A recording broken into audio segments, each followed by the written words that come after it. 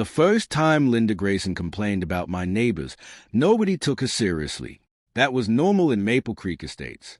Linda complained about everything: flags, lawn chairs, kids playing basketball, music during barbecues.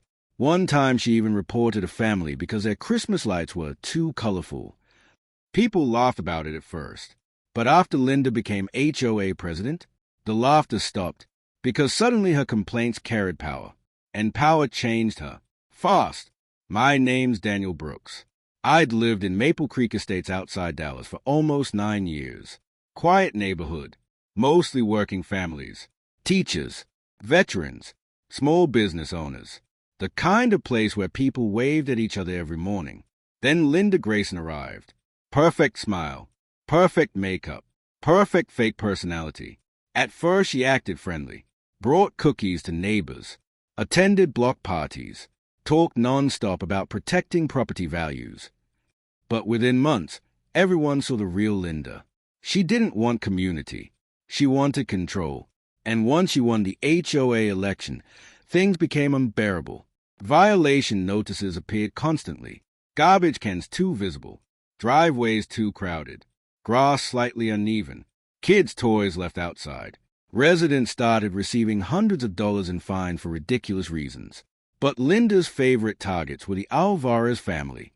Miguel and Sofia Alvarez lived 3 houses down from me. Hard-working people. Miguel owned a roofing company. Sofia worked nights at a hospital. Their kids were polite, respectful, straight-A students. Honestly, they were probably the nicest family in the entire neighborhood. Linda hated them. Nobody understood why at first.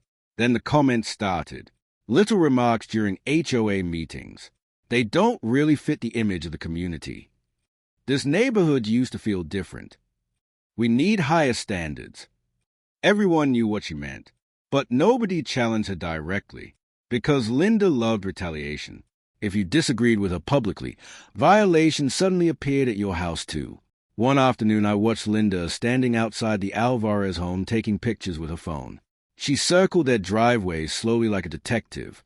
Miguel stepped outside calmly. "Can I help you?" Linda smiled without warmth, just documenting community concerns. Miguel crossed his arms. "You photographed my house 3 times this week. Maybe fix the violations then." "There are no violations." Linda's smile vanished instantly. "That's not your decision." Then she walked away. Miguel looked exhausted. Not angry, exhausted. That's what HOA harassment does to people. It drains them. And over the next few months, the pressure intensified. The Alvarez family received repeated warnings. Too many cars in the driveway. Trash bin placement. Unauthorized decorations. Noise complaints. Most of it was nonsense. Everyone knew it. But Linda kept escalating. Then one evening, during a neighborhood barbecue, I overheard Linda talking to another resident. These people think they can do whatever they want. The woman beside her looked uncomfortable. Linda lowered her voice. "I'm investigating whether they even belong here legally." The air around me went cold. I stepped closer. "What did you just say?" Linda turned sharply. "Oh, relax, Daniel. I'm just protecting the neighborhood. You're talking about a family with kids." And I stared at her. "You're serious?" Linda folded her arms. "If they have nothing to hide, they shouldn't worry." That sentence made my stomach turn, because suddenly this wasn't about HOA rules anymore. This was something uglier, much uglier. I warned Miguel the next day. He looked uneasy immediately. "She's been asking strange questions," he admitted. "What kind of questions?" "Where we were born, how long we've lived here, personal stuff." Miguel shook his head. "We ignore her." But I could tell the situation was getting under his skin, especially because his children noticed attention too. A week later, things exploded. It happened early Saturday morning. I woke up to flashing lights outside. At first I assumed it was a medical emergency. Then I looked through my window. 3 SUVs sat outside the Alvarez home. Men wearing tactical vests moved across the lawn. Neighbors peeked through curtains. People stepped onto porches. Fear spread instantly. Then I saw Linda standing across the street. watching, smiling. That's when I realized she actually did it. She called ICE. Miguel opened his front door slowly while Sophia stood behind him holding their youngest daughter. The little girl looked terrified. An officer spoke briefly. Miguel handed over documents. Everything remained calm. But the emotional damage? You could feel it from across the street. Neighbors started whispering. Phones recording. Linda stood there like she'd accomplished something heroic. Then suddenly another vehicle arrived. Black, unmarked. Two men stepped out wearing jackets with yellow letters. FBI. I frowned immediately. Why would the FBI show up during an immigration complaint? Even Linda looked confused. Then one of the agents walked directly toward her. Her smile disappeared. The agent showed identification, spoke quietly. Linda's face turned pale, really pale. Then another FBI vehicle arrived. Neighbors started recording openly now. The atmosphere shifted instantly. Whatever was happening, it wasn't what Linda expected. And when the FBI agent finally said, "We need you to come with us for questioning," the entire neighborhood froze. Because suddenly the woman who terrorized everyone looked terrified herself. And nobody yet understood why the FBI was really there. Linda Grayson kept insisting there had to be some mistake. "I'm the one who called this in," she snapped. The FBI agents ignored her completely. Meanwhile, the officers speaking with Miguel suddenly looked much calmer. One of them nodded respectfully and handed back his paperwork. That's when I realized something important. The Alvarez family wasn't the problem. Linda was. Neighbors gathered quietly along the sidewalks. Nobody understood what was happening. Even the ICE officers seemed uncomfortable now. Then one FBI agent asked Linda a question loud enough for several of us to hear. "Did you submit multiple anonymous reports regarding this family?" Linda crossed her arms offensively. "I reported suspicious behavior." "What suspicious behavior exactly?" Linda hesitated. "That's classified citizen information." The agent didn't react. Instead, he opened a folder. "We have copies of your submissions." That immediately changed her expression. For the first time since she moved into Maple Creek Estates, Linda looked nervous. Really nervous. Miguel slowly walked down his driveway while holding several documents. One of the officers addressed him politely. "Sir, thank you for cooperating." Then the officer turned toward the FBI agents. "Everything checks out." Linda's face went blank, because the Alvarez family were legal U.S. citizens, every single one of them. Miguel was born in San Antonio.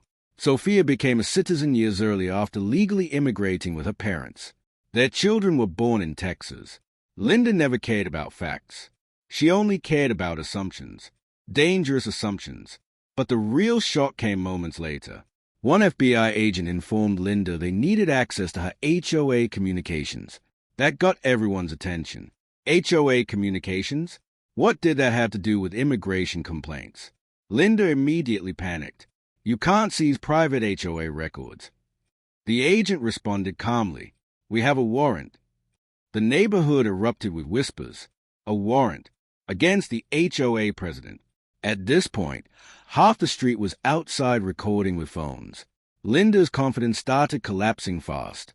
She demanded a lawyer, demanded explanations, demanded everyone stop filming. Nobody listened. Then the FBI entered her home. For the next hour, agents carried out boxes, documents, laptops, hard drives. Meanwhile, the Alvarez family sat quietly on their porch surrounded by stunned neighbors. Sophia looked emotionally drained. Her youngest daughter kept asking, "Mommy, are we in trouble?" That question hit everyone hard, because regardless of legal status, being targeted like that traumatizes families, especially children. Miguel noticed me watching. He walked over slowly. "You warned me," he said quietly. "I'm sorry this happened." He nodded. "Honestly, we've dealt with people like her before." That sentence made me angry all over again, because nobody should have to deal with people weaponizing immigration fears. Then Frank Dawson walked over. Retired Marine, loud voice, zero patience for bullies. "What exactly did that woman tell them?" he asked. Miguel shook his head. "No idea." But eventually we found out, and it was worse than anyone imagined. Linda hadn't simply reported immigration concerns. According to investigators, she submitted multiple false claims alleging criminal activity, drug trafficking, fraud, fake identities, even potential gang involvement, all fabricated, completely fabricated. Why? Because she wanted the Alvarez family removed from the neighborhood. The FBI became involved because false federal reports connected to criminal allegations triggered broader investigative protocols. And during that process, investigators discovered something unexpected. Linda herself had been committing crimes. That's why the FBI showed up. Not because of the Alvarez family, because of her. And once agents started digging into HOA records, the situation exploded. That evening, local news vans arrived outside Maple Creek Estates. Reporters interviewed residents. Phones buzzed nonstop. Social media posts spread everywhere. HOA president investigated by FBI after false IC reports. The story spread fast, really fast. But inside the neighborhood, people started connecting dots. Linda targeted residents constantly, especially minorities, especially families she considered undesirable. And suddenly everyone started wondering, what else had she done? That question changed everything, because once residents stopped fearing Linda, they started talking, and the stories pouring out were disturbing.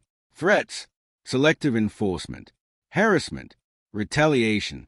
One elderly couple claimed Linda threatened liens over minor landscaping issues. Another resident said Linda repeatedly entered private property without permission. A single mother admitted Linda publicly questioned whether she belonged in the neighborhood. It became obvious Maple Creek Estates had tolerated abuse for years, but nobody expected federal investigators to expose it. Then late that night, another bombshell dropped. The FBI announced they were investigating possible financial misconduct connected to HOA funds. That stunned everyone, because now the situation was much bigger than false reports. Much bigger. And by sunrise the next morning, Linda Grayson had vanished from the neighborhood entirely. But the FBI investigation was just beginning. The Monday after the FBI raid felt surreal. Maple Creek Estates had never been quiet before. Now it felt frozen. People stood outside in small groups whispering. Garage doors opened slowly. Neighbors who barely spoke for years suddenly exchanged information, because everyone wanted answers. And the biggest question was simple. What exactly was Linda hiding? We got our first clue that afternoon. An emergency HOA email went out claiming Linda Grayson had temporarily stepped aside for personal reasons. Nobody believed it, especially after federal agents literally carried evidence boxes out of her house.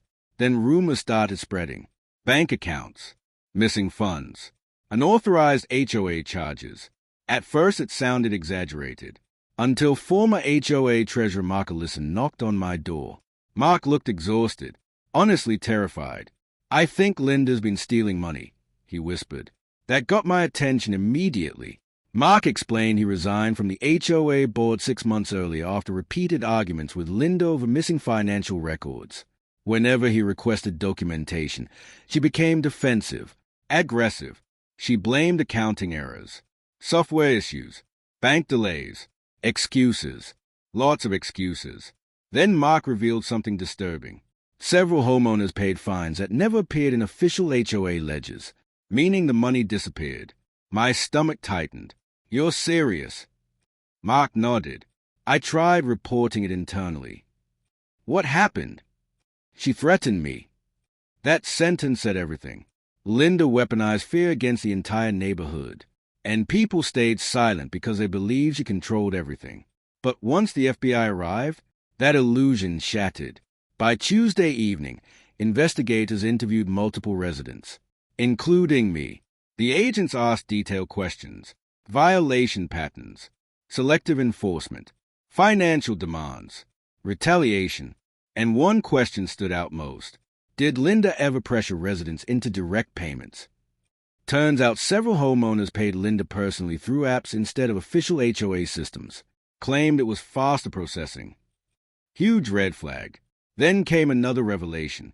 Linda allegedly used HOA accounts to pay for personal expenses, luxury shopping, travel, even cosmetic procedures.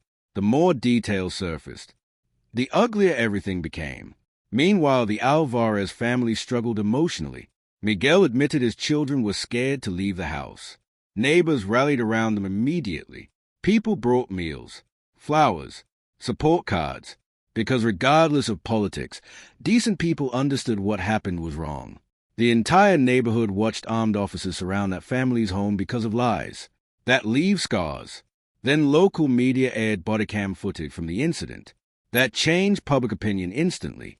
The officers treated Miguel respectfully, calmly, professionally.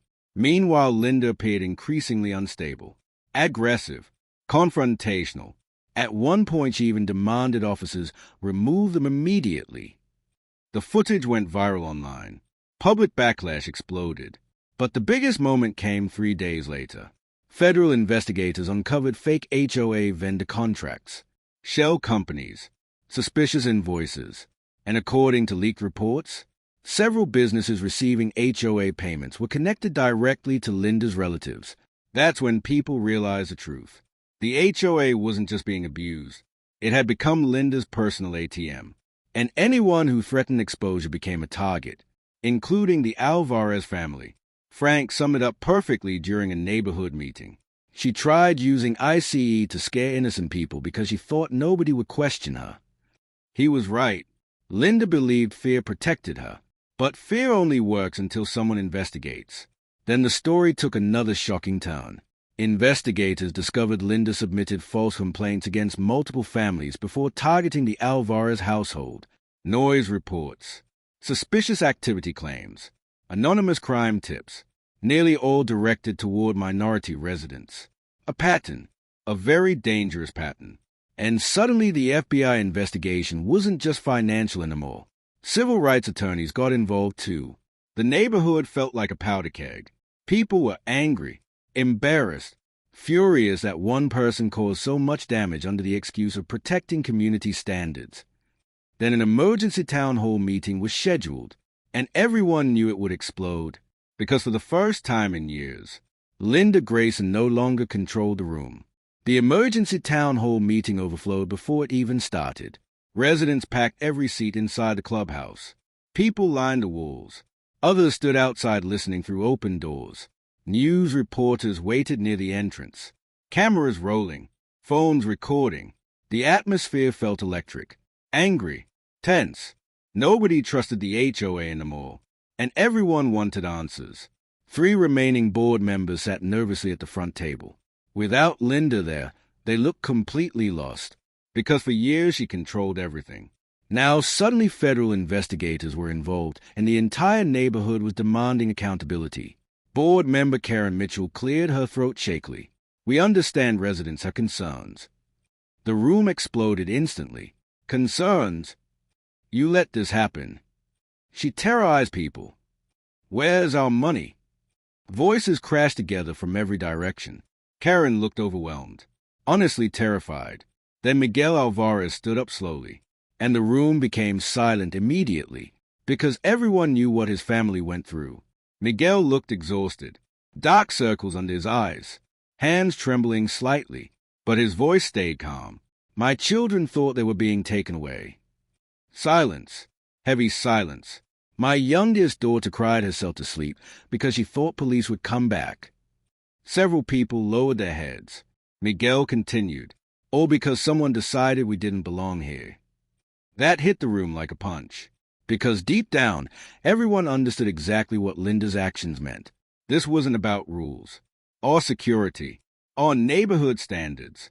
It was prejudice mixed with power, and innocent people suffered because of it. Then Frank Dawson stood up, retired Marine, 6'3", voice like thunder. I served this country for 22 years, he said, and I didn't do it so bullies could weaponize federal agencies against hardworking families. The crowd erupted in applause. One by one, residents started speaking publicly. Stories poured out, selective fines, threats, harassment, intimidation. One woman admitted Linda once told her, "People like you lower property values." An elderly black veteran revealed Linda repeatedly questioned whether his grandson actually lived there legally. The room grew angrier with every story. Then the former treasurer Mark Ellison dropped the biggest bombshell yet. He brought financial documents, actual evidence, copies of suspicious payments, vendor invoices, missing reserve funds, and when he displayed a chart showing nearly $400,000 in unexplained HOA spending, people lost their minds.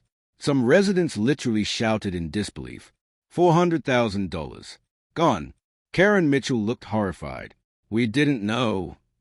Yes, you did, someone yelled. Another resident shouted. You all signed the checks. Chaos exploded again. That's when two FBI agents quietly entered the back of the room. The reaction was immediate. Phones lifted everywhere. The agents didn't interrupt. They simply observed, taking notes, watching reactions, but their presence changed the entire atmosphere. Because suddenly everyone understood this wasn't just neighborhood drama anymore. This was serious, potentially criminal. Then Karen Mitchell made a mistake. She tried defending Linda. She always wanted what was best for Maple Creek Estates. The crowd nearly revolted. Miguel shook his head slowly. What kind of person puts children through that? Nobody answered. Because there was no answer. Then Sofia Alvarez spoke for the first time. Quiet voice, but powerful. I came to this country legally with my parents when I was little, she said. My family worked hard every day to build a life here. She looked around the room. We love this neighborhood. Her voice cracked slightly, until someone decided we didn't deserve to feel safe anymore. Several residents started crying. Even some board members looked ashamed. Then one of the FBI agents finally stepped forward. He addressed the room carefully. Our investigation remains active. We encourage any residents with financial records, emails, or evidence of misconduct to contact federal authorities. That sentence changed everything, because now fear shifted completely. 4 years residents feared Linda. Now former HOA insiders feared investigators. And within days, more evidence flooded in. Private messages, bank records, hidden accounts, even allegations Linda used HOA money to hire private investigators against certain residents. The scandal became statewide news. Commentators debated HOA abuse. Civil rights groups condemned weaponized false reporting. Lawmakers demanded reforms. And Maple Creek Estates became a national example of what happens when petty authority goes unchecked. Then finally, late Friday afternoon, the announcement came. Federal prosecutors filed charges. Wire fraud, false statements, financial misconduct, potential civil rights violations under review. Linda Grayson's mugshot appeared online within hours, and the entire neighborhood stared at the screen in disbelief, because a woman who once walked around acting untouchable now looked terrified, small, broken, and completely alone. Even after the charges became public, Linda Grayson refused to accept responsibility. That was the craziest part. She still acted like the victim. Her attorney released statements claiming Linda faced politically motivated persecution. She blamed the media, blamed angry residents, blamed misunderstandings. At one point, she even claimed she was simply trying to protect the community. Nobody bought it, especially after federal investigators released additional details. According to court documents, Linda allegedly diverted HOA funds into accounts connected to fake consulting businesses tied directly to her family, and investigators believed the scheme operated for years. Meanwhile, the Alvarez family tried rebuilding some sense of normal life. But trauma doesn't disappear overnight. Miguel admitted his kids jumped every time they heard loud knocks at the door. Sofia stopped sleeping properly. And honestly, the whole neighborhood felt emotionally damaged, because people realized how close they came to losing control of their own community. One unstable person with authority nearly destroyed multiple families. Then came another shocking revelation. Linda maintained a private file on certain residents. Investigators found folders, photos, personal notes, license plate numbers, schedules, comments about ethnicity and language. It was disturbing. Deeply disturbing. The FBI believed she used HOA access to monitor people she personally disliked. That revelation horrified everyone, because it crossed from harassment into obsession. Then local news aired interviews with former residents who moved away years earlier. Turns out Linda targeted them too. One couple said she repeatedly threatened code enforcement over fake complaints. Another family claimed Linda spread rumors questioning their immigration status despite both being military veterans. Patterns. Again and again. Patterns. The more evidence surfaced, the more isolated Linda became. Former friends stopped defending her. Board members hired separate attorneys. Even her own husband reportedly moved out temporarily. And still, Linda refused accountability. Then came the courtroom hearing. Reporters packed the building. Residents filled benches. The Alvarez family attended quietly. So did dozens of neighbors. Linda entered wearing expensive clothes and oversized sunglasses. But the confidence was gone. Everyone saw it. The judge reviewed preliminary evidence, financial records, federal complaints, witness statements. Then prosecutors described the false reports against the Alvarez family. That part hit the courtroom hardest, because those lies could have ruined innocent lives. At one point, the prosecutor stated, the defendant appears to have weaponized federal reporting systems against residents based on personal prejudice and neighborhood disputes. The courtroom became silent. Linda looked furious, but also scared, very scared. Then Miguel spoke briefly outside the courthouse afterward. He didn't sound angry, just tired. We only wanted peace, he said. That sentence spread everywhere online, because ordinary Americans understood it immediately. Most people simply want safety, community, stability, not harassment from power-hungry HOA presidents. Meanwhile, Maple Creek Estate started rebuilding. Residents voted to dissolve the old HOA board completely. Independent financial audits began. New leadership rules were proposed. Transparency policies, oversight requirements, limits on enforcement powers. For the first time in years, neighbors felt hopeful. Then one evening I saw Sophia outside planting flowers with her daughter. Something simple, normal, and honestly, that moment meant more than any courtroom update. Because Linda tried to make that family feel unwanted. Instead, the neighborhood rallied around them. The bully lost. The community survived. But the story still wasn't over. Because federal investigators were preparing one final move. And when it happened, it completely destroyed whatever remained of Linda Grayson's reputation. 6 months after Linda Grayson called ICE on the Alvarez family, the federal investigation finally reached its conclusion. And the results shocked everyone. The FBI held a press conference alongside federal prosecutors. News stations carried it live. Residents gathered inside homes across Maple Creek Estates watching silently. Because everyone wanted closure. Everyone wanted answers. And most importantly, everyone wanted the truth. The lead prosecutor stepped to the podium first. Then came the announcement. Linda Grayson faced multiple federal charges tied to fraud, false reporting, misuse of HOA funds, and obstruction during the investigation. But the biggest revelation came next. Investigators confirmed Linda knowingly submitted false federal allegations against the Alvarez family despite having zero evidence of criminal wrongdoing. Zero. She fabricated claims because she wanted them removed from the neighborhood. The prosecutor described it as a deliberate abuse of federal reporting systems motivated by personal bias and retaliatory intent. Those words spread nationwide because the case touched something deeper than HOA drama. It exposed what happens when prejudice mixes with unchecked authority. Then investigators revealed the full scale of Linda's financial misconduct. According to federal records, more than $500,000 in HOA-related funds were improperly diverted through fake vendor accounts and fraudulent consulting arrangements. $500,000. Residents were stunned. Some people nearly lost homes over fines, while Linda secretly stole from the very community she claimed to protect. That irony enraged everyone. Then came the final humiliation. The FBI released evidence showing Linda personally researched residents' backgrounds, monitored families she disliked, and maintained discriminatory notes about homeowners. It was ugly, really ugly, and impossible to defend. By that point, even commentators normally sympathetic to strict HOA enforcement condemned her behavior publicly, because Americans can disagree about politics. But most people understand one thing clearly. Weaponizing government systems against innocent families crosses a line, especially when children become collateral damage.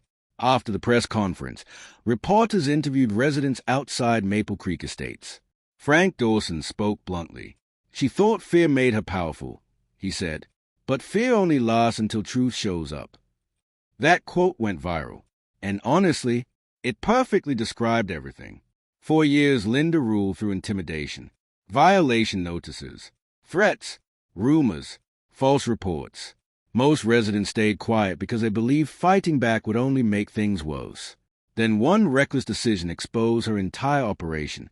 The woman who tried using ICE to scare innocent neighbors accidentally triggered a federal investigation into herself, and that investigation destroyed everything she built.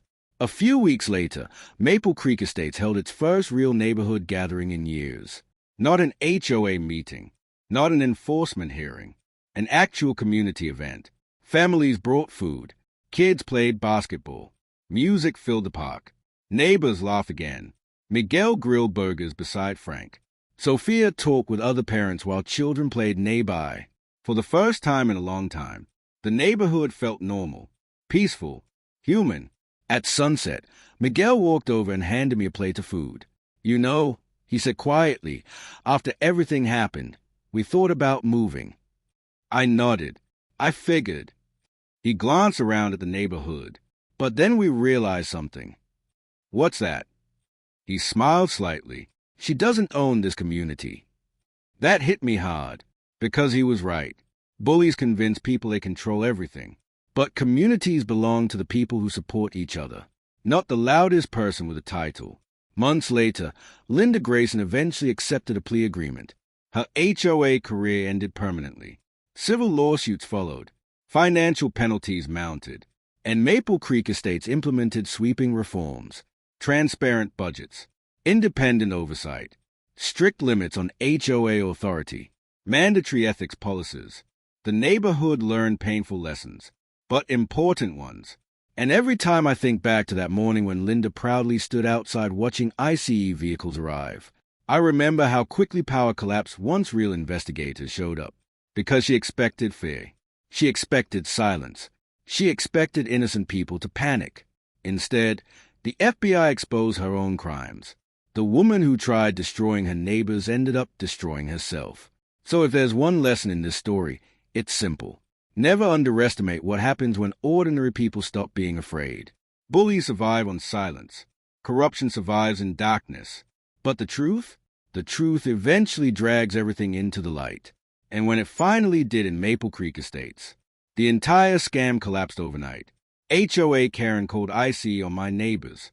But in the end, the FBI showed up for her instead.